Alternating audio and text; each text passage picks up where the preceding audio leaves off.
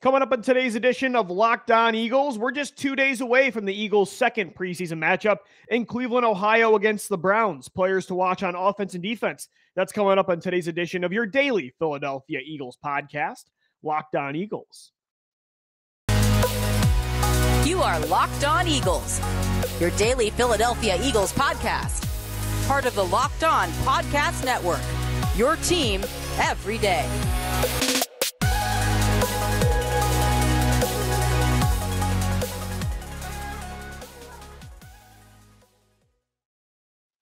We thank you so much for making Locked On Eagles your first listen each and every day. Today's episode is brought to you by Elias. Their app lets you access team and player stats, head-to-head team comparisons. Give yourself the edge this NFL season. Find the Elias Game Plan app in the App Store or on the Play Store today. I'm Louis DiBiase, host of Locked On Eagles. Today, you can find our show Monday through Friday the past 4 years on all podcast platforms. We're your only daily Philadelphia Eagles podcast. Also available in video form as well on YouTube. Hit us up on Twitter at Locked On Birds and at DiBiase LOE. We've got the preseason again on Sunday in Cleveland. I'll be at the game. I know it's not super exciting because the joint practices yesterday and today between the Eagles and Browns are really more important for the evaluation process. When it comes to the starters, the backups are going to be important to watch. We'll talk about that today on the show in the preseason. But I'm also going because I'm trying to knock off every stadium in the NFL. I want to go to every stadium. It's on my bucket list to hit all 32. I think I'm at like 5 or 6 right now, so I've got my work cut out for me. I've never been, weirdly enough, considering I grew up in Western New York, I've never been to the Browns Stadium, so I'm going to head down there and watch these Eagles second and third teamers battle for these main backup jobs and for roster spots entirely. And there's a lot still. I know, again, all eyes are on Jalen Hurts, Devontae Smith, and A.J. Brown lighting up the Browns yesterday in the joint practices. Again, they practice this afternoon. But again, this preseason game is very important for the backups, considering how tight things have been with practice, the length, shortened sessions throughout the summer, not tackling as much to the ground, if at all, for the Eagles most of the time the last 2 months. So these preseason games are more important for the backups now than maybe they've ever been, for sure. So there's a lot to keep a close eye on. Players to watch on offense and defense. That's on today's edition of LOE. And I want to start with the offense. What I'm going to be looking for when I'm down in Cleveland is the running back position. I feel like Kenneth Gainwell right now, this summer, not gaining a lot of traction. He's had fumbling issues. I feel like a lot of people this offseason were hyping up Kenneth Gainwell as a potential year 2 breakout. I still think he can be one of those guys. Pro Football Focus has loved him. A lot of fantasy experts think in PPR leagues he's going to be very valuable, especially as a handcuff if you're a Miles Sanders owner. But he hasn't, and not saying he's going to be a bust this year. I think Kenneth Gainwell, the sky is still the limit for this kid. I think he's going to be really productive this year. I think he's going to be better than he was last year. I don't think you're going to see the healthy scratches at times in favor of Boston Scott and Jordan Howard. So I'm still all in. It's not like Gainwell's been bombing out this summer, but he also hasn't really been totally shining. So between Kenneth Gainwell, Boston Scott, you've got Kennedy Brooks, you've got Jason Huntley. I want to see these running backs give this team an excuse to not have to give them a reason to not go out and spend assets at this position. You know what I mean? I don't want them to do that. Miles Sanders is dealing with another soft tissue injury. Again, he's been dealing with a hamstring injury over the last week and a half. So you have those concerned about Sanders and his durability this year. If Gainwell's struggling, can you rely on him as a workhorse running back? Him and Boston Scott, if Sanders did go down again, now that you don't have Jordan Howard on the roster, I don't want this team to go spend assets. So I would love for Gainwell to look good, for Scott to look good, for Huntley and Brooks to continue to impress. If they go out and re-sign Jordan Howard, I'm totally cool with spending money on that kind of asset, but I don't want to go out and, with the Browns this week, I'm not trying to trade for Kareem Hunt. I know a lot of reporters and fans have maybe suggested that avenue for the Eagles. I don't want to do that because I personally believe that, heck, even if Miles Sanders did get hurt again this year and he plays 12, 13 games like last season, I still think between him, you get 12 or 13 out of Sanders. You have Kenneth Gainwell. You have Boston Scott. You have Jalen Hurts running the football. You have that elite offensive line. I still think they're going to be fine. I don't think there's a scenario this year where they're like the 2018 backfield that was totally useless with Joshua Adams and Wendell Smallwood and a bad Corey Clement, an injured Corey Clement. It was a horrible backfield. Even if they don't spend assets to bring in somebody this year, if Sanders kept getting hurt, I think they're going to be fine with Gainwell, Scott, and Hurts. And you can always bring back Jordan Howard. That's the good thing. If Huntley and Brooks are not guys you think are worthy of keeping on the roster and relying on if there's injuries, you always have Jordan Howard, I think, in your back pocket. He's only been good in Philly the last 3 years. So I would be fine no matter what. But I do wonder if the Eagles say, hey, the run game is a huge part of what we do this year. Even though we want to pass the football more, we need to have that option because we don't want to waste the talent we have on this roster. We want to make a run this year. So I don't want this team to feel forced to go out and spend any sort of real capital at running back. So it would be nice if you saw some of these running backs shine in Cleveland today. It might not matter at all. The Eagles still believe a lot in Miles Sanders and Gainwell and Scott, and it might not matter what happens on the field or with injuries. They might stand pat and be disciplined at this position, which most teams do, and I wouldn't be surprised. But again, it would be nice to have these guys shine and make sure you double down on sticking with what you have, because I think they're going to be just fine. So I'm definitely watching the running backs. I think it'll be interesting to see Gainwell if he gets some game action. I'd like to see Boston Scott, even though you know what he is. It would just be nice to see him out there on the field. And same goes with, let's see if Huntley can keep impressing, and Kennedy Brooks too, who has that power style of Jordan Howard, which is a niche role that the Eagles maybe prefer to have on this 53-man roster. So definitely going to be watching the running backs. And I'm also going to be watching some trade chips, some former first-round picks of Howie Roseman. I'm going to be watching Jalen Reagor again, as I was last week. And I'm going to be watching Andre Dillard if he does, in fact, play, which I think he will. The only reason he didn't play against the Jets last week was because he did suffer a concussion. Overall, I want to see these teams showcase, or the Eagles showcase these two for these teams to potentially trade for them. Jalen Reagor, I mean, can we force feed this guy? Honestly, the fact that he was resting in the third quarter last year drove me crazy. Unless Howie Roseman knows that he's got a trade partner and he's just trying to keep Reagor healthy, there is no reason. Reagor was not making crazy plays in the first half to deserve being rested. Showcase this guy. Try to show off any sort of that first-round flash that you saw at TCU and get a team to buy in. I want them to focus on Jalen Reagor this game against Cleveland. Feature him. Try to get him the ball down the field, in space, yards after the catch, screens, quick plays, reverses, pre-snap motion. Just throw out the kitchen sink for number 18 and try to, now that we're getting close to the NFL season, let's see if we can do a reverse Dorial Green Beckham trade with another team. Get a nice, depth piece. I know Ed Kratz, who was with Sports Illustrated, still is one of the Eagles beat reporters, mentioned in his piece yesterday potentially using Reagor. The Eagles might be looking into trying to trade Reagor for another safety because of how bad safety looks right now. Let's try to double down with that kind of strategy. Get him the ball on Sunday. I'm going to be watching that for sure. And do not rest him in the third quarter. Come on. He's your fifth receiver.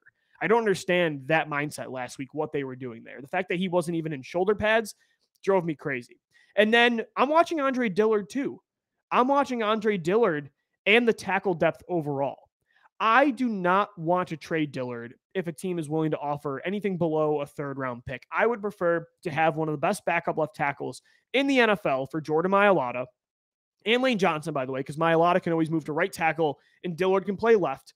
And then you get a compensatory pick next year when he signs a pretty sizable deal when he becomes a starter elsewhere, which is definitely going to be the reality if that scenario does play out where he's a backup for the Eagles throughout this season.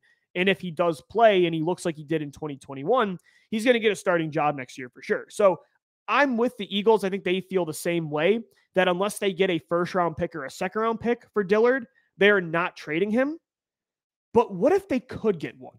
Did you watch that game last night between the Chicago Bears and the Seattle Seahawks? Justin Fields was running for his life half a second into every play.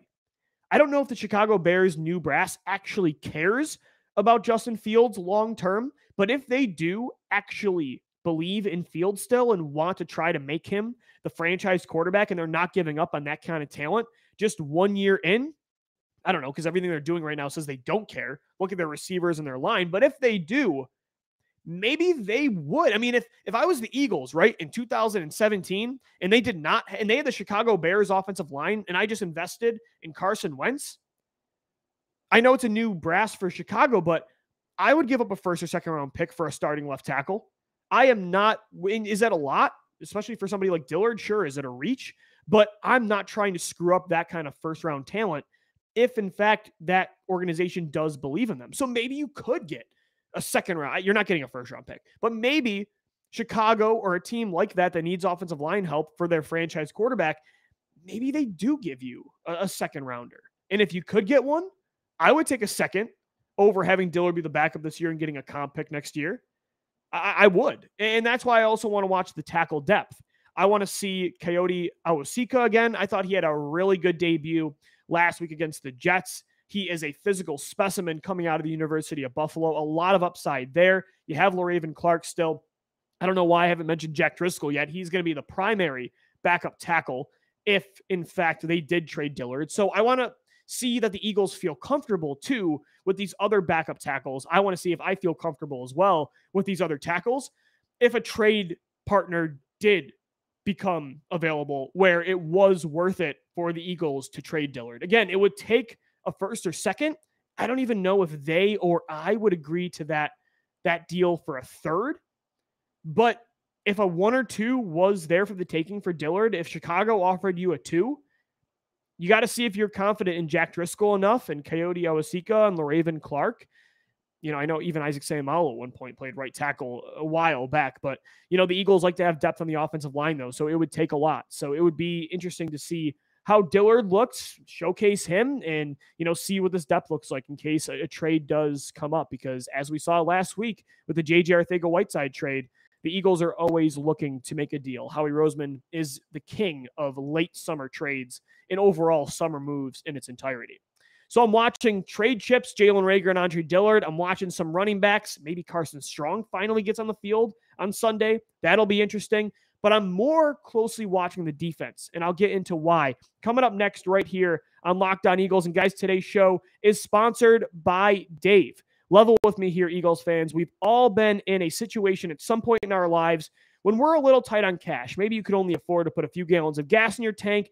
Maybe you had another save the date. I've got a wedding next week, and you're wondering how you're going to afford a gift. That's where Dave comes in to help. If you're living paycheck to paycheck or struggling to make ends meet, it can be really stressful when unexpected expenses do come up. Now Dave can help you get out of a pinch when you really need it. Hindsight is 20/20, and you can't change the past, but what if you could get a little help from your future self? Maybe you'd ask to borrow a little cash. Now you can with Dave. It's a banking app that can help you get up to $500 instantly with extra cash. That's more money to fill your tank, buy a wedding gift, or catch up on bills. You can finally tackle those expenses that have been stressing you out without any hangups. There's no interest, no credit check needed. Millions of people have already downloaded the Dave app to get the financial relief that they need with extra cash. So if you're in a pinch and need some extra help, download Dave and let future you help you. Download the Dave app today in the App Store. It's DAVE. Sign up for an extra cash account and get up to $500 instantly. For terms and conditions, go to dave.com/legal. Instant transfer fees apply. Banking provided by Evolve. Member FDIC. Future you will thank you. All right, Eagles fans, welcome back into this Friday edition of Locked On Eagles. Wrapping up this week of shows before the Eagles take on the Cleveland Browns on Sunday at 1 o'clock. We thank you for making Locked On Eagles your first listen 5 days a week, each and every day. However you play, by the way, get the latest NFL fantasy draft tips from Locked On Fantasy Football and Locked On Dynasty. Plus, starting August 22nd in 3 days, we're bringing you daily top 10 lists for fantasy draft week. Locked On Fantasy Football and Locked On Dynasty, available on YouTube and wherever you get your podcasts. So I'm getting into today on Locked On Eagles what I'm watching for when I'm live in Cleveland for the Eagles-Browns matchup in the preseason Sunday at 1 o'clock. The starters, it's been more about these joint practices yesterday and later on this afternoon. But for the backups, this preseason game on Sunday is going to be more important because I don't know if Jalen Hurts and the starters are going to play at all. I don't know if the starting defense is going to play at all either. So these second and third teamers have an entire game to show what they can do. And that's very important because, again, practices have been shorter this year. There haven't been as many live drills, 7-on-7s, 11-on-11s, where you're tackling to the ground, days where you're actually wearing shoulder pads, where it's easier to fully evaluate a player.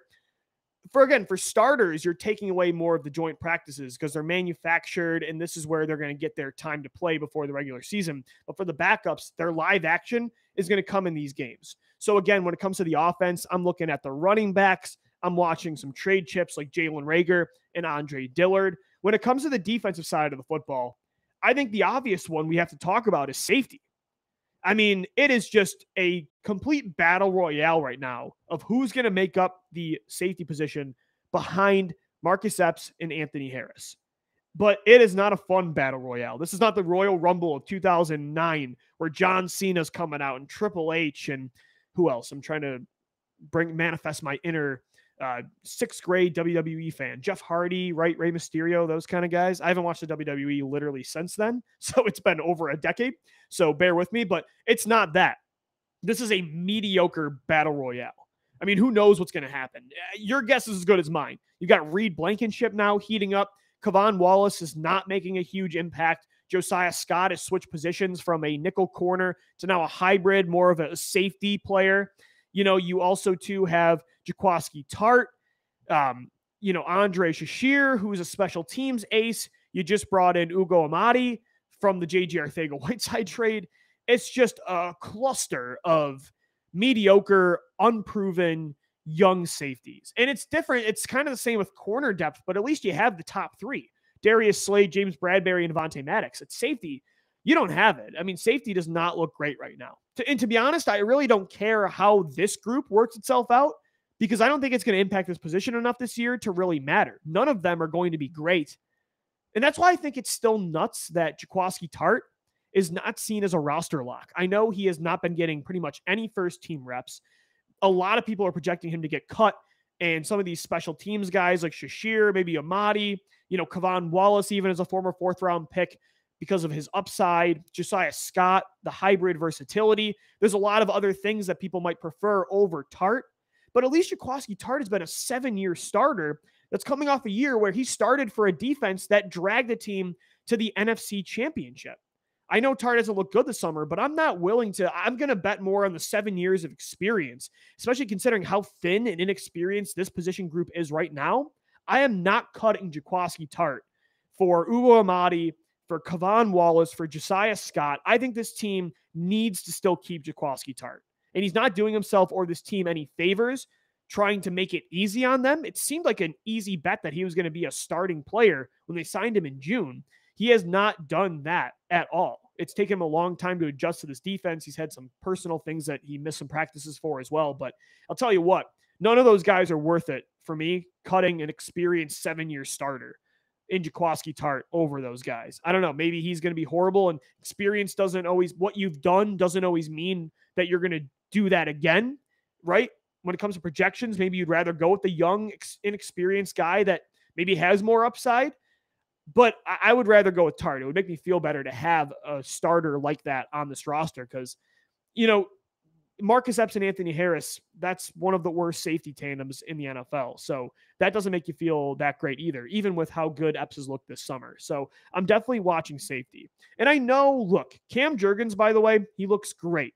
Landon Dickerson last year in the second round looks like, as I said yesterday, might be one of the best guards in football this year. I think he's going to be. And there wasn't a safety that fell to the Eagles in the second round.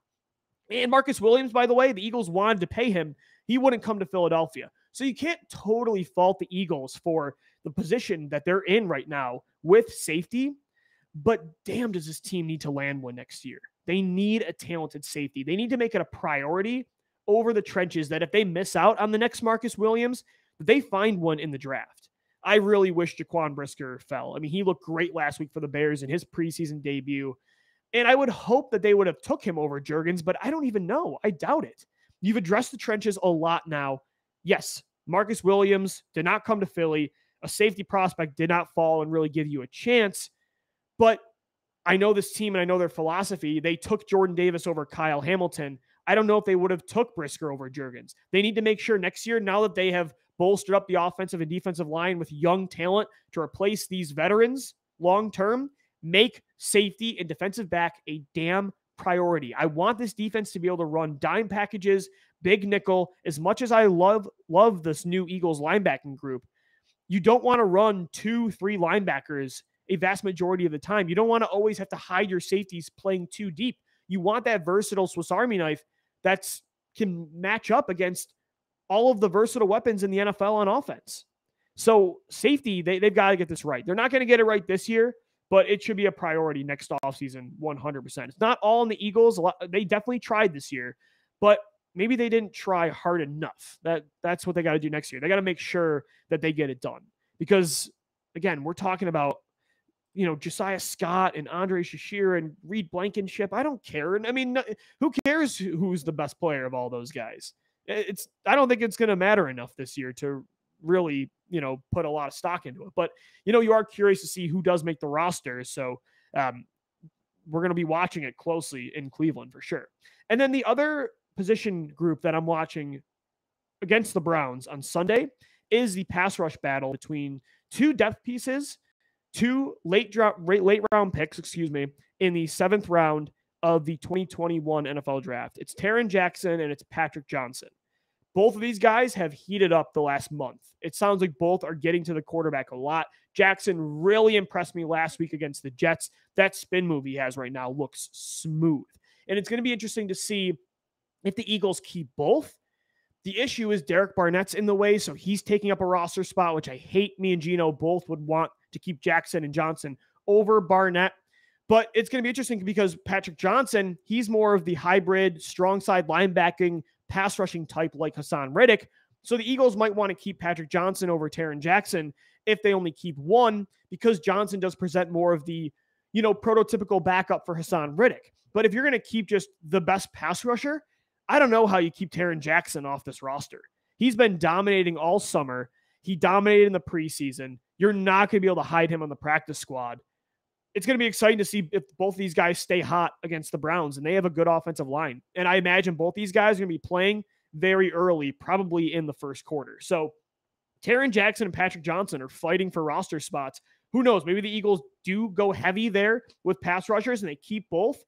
But it's going to be tough because I think they're going to want to keep some more defensive backs, see what sticks with those young guys, keep at least 5-6 linebackers, more interior defensive linemen this year. The offense too. We're going to do another 53-man roster projection, but I don't know if both these guys are guaranteed a spot, especially with Derek Barnett in-house still. All right, guys, we're going to wrap up Locked On Eagles. Coming up next, we've got one more segment to go. We want to give a shout out to another one of our sponsors of the day, and it's BetterHelp.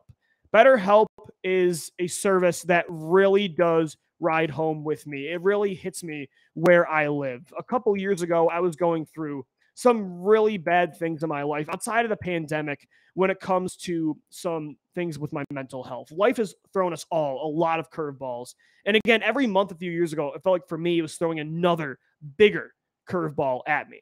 Luckily, I finally had the courage to talk to somebody, and thank God I did. It's so important to show up for yourself and take care of yourself, but you got to let others help you get to that point when you're at your lowest. That's where BetterHelp comes in. BetterHelp Online Therapy will assess your needs and can match you with your own licensed professional therapist in less than 48 hours. I've been seeing a therapist now for 2 years, and it's changed the way I think, the way I go about crisis and stressful situations. It's made me more patient with myself and with others. It's helped me know emotions are just passing through me, and they don't have to control you, right? I'll never recommend something more to my listeners than BetterHelp. It's not a crisis line. It's not self-help. It's professional therapy done securely online, available to people worldwide. You can log into your account anytime and send a message to your therapist. You can schedule weekly video or phone sessions so you don't have to be on camera if you don't want to. And getting therapy every week is as easy as a few clicks on your laptop or phone.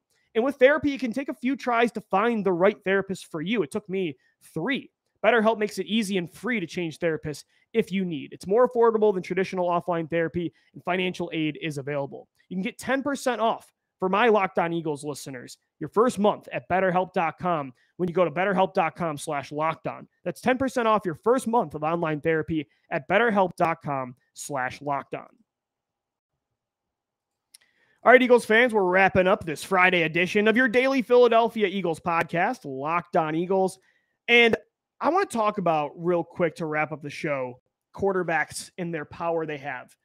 I know we've seen a lot more of an NBA style of just structure overall with the NFL the last few years. There's a lot more trades. There's a lot more player control. Players are learning the leverage they have about forcing trades, about influencing the general managers and front offices on roster decisions, knowing their worth, and really having more say overall. Just the power dynamic has really shifted, especially at the quarterback position, where there's these historic $150 to $200 million deals going out.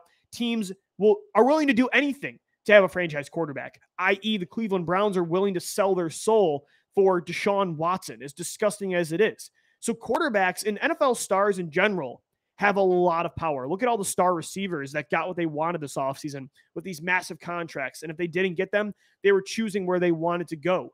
A.J. Brown, for instance, right in Philadelphia, a perfect example. He got to go to an offense that wanted to throw to him and wanted to pay him $100 million with his best friend at quarterback. Stars have power in sports, people, especially quarterbacks. And it bothers me when players take advantage of that, right? When a team does everything for you and they still are power hungry and it's not enough. That's what's driving me nuts right now with the Brooklyn Nets, with Kevin Durant and Kyrie Irving. They built that whole thing with what they wanted, coaches, friends on their team and the roster, and it didn't work because they never played basketball games. And now they're like, trade me and fire all these guys that I hired. So that bothers me. But what also does bother me is when players don't realize this power they have and they let teams take advantage. And teams are taking advantage in different ways of certain quarterbacks. And it makes me, Howie Roseman messed up a lot with Carson Wentz when it comes to execution, but at least this front office was willing to do everything to try to make it work with Wentz from 2016 to 2020. And by that, I mean, try to build around him and fully maximize his ability. They sucked at it, but at least they tried. And at least I'm talking about three players, especially here: Lamar Jackson, Justin Fields, and Jordan Love. And Lamar Jackson's a guy that is suffering because the Ravens are holding him back. They're giving him garbage passing targets. Their receivers his weapons don't want to play there anymore because Greg Roman and this front office and coaching staff, for some reason, want to be the most run-heavy team in the NFL. And they're taking years off his career when it comes to durability. And they're so tunnel vision with his mobility that Lamar Jackson should not, first off, he hasn't signed the extension. And I would force a trade if I was Lamar. It makes me feel good about the Eagles and how they go about things because at least, they ran more than anybody last year, but it was out of necessity for Jalen Hurts. If Hurts takes the steps this year where they know he can throw 30 plus times a game and they can succeed, they're going to do it. If the Eagles had Lamar Jackson, they would do that. So if I'm Lamar and I see that and just a lot of teams across the NFL using similar talents like Josh Allen and Kyler Murray and maybe Jalen Hurts, with the way the Eagles want to use him this year, in different ways, not holding back his passing ability. Lamar is, to me, one of the most talented passers in the league. Force your way out of there. I mean, look who you're throwing to. And they're going to probably try to lowball you with a contract because of your running style, but that's because of them. That's not because of you. That's not because of Lamar Jackson and his deficiencies. Lamar Jackson, maybe in 2018 you had to do that. Maybe the Eagles have to do that with Jalen Hurts, but the Ravens are doing this out of preference now for Lamar. 5 years in. They don't have to like the Eagles do. They don't have to like they did in 2018. Quarterbacks got to learn their power. I mean, Justin Fields, too, I mentioned about the Bears maybe trading for Andre Dillard. If I'm Justin Fields, this is my, will another team give Fields a chance if he does not work out in Chicago? Sure. But you're always really given the first big chance. And after that, it gets tougher and tougher. And with these historic second contracts, if you're a quarterback that has potential, you don't want to waste any time. If I'm Fields and I'm playing for a team now that didn't draft me, basically, when it comes to the front office and coaching staff, that's not surrounding me with any sort of relevant weapons outside of Darnell Mooney, the worst offensive line in football. I know he's only in his second year and the team has all the control, but I don't know if you want to waste your key years, your money-making years, especially when you're mobile like this, taking a beating on the Chicago Bears. Or if I'm Jordan Love, look at Jordan Love.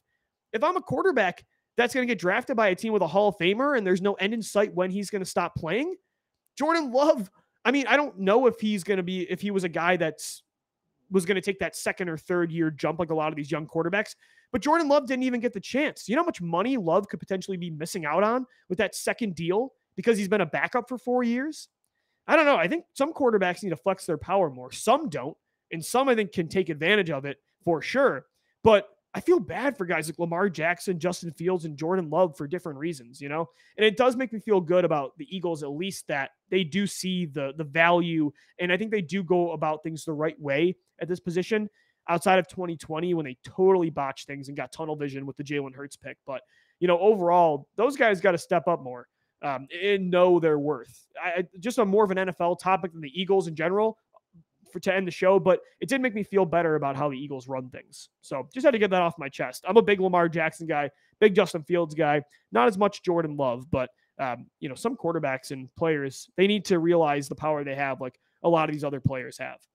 All right, guys, that's going to do it for today's edition of Locked On Eagles. Thanks so much for making Locked On Eagles your first listen each and every day. We'll have a recap show after the Browns-Eagles game on Sunday. Subscribe to the podcast on all platforms or on YouTube as well.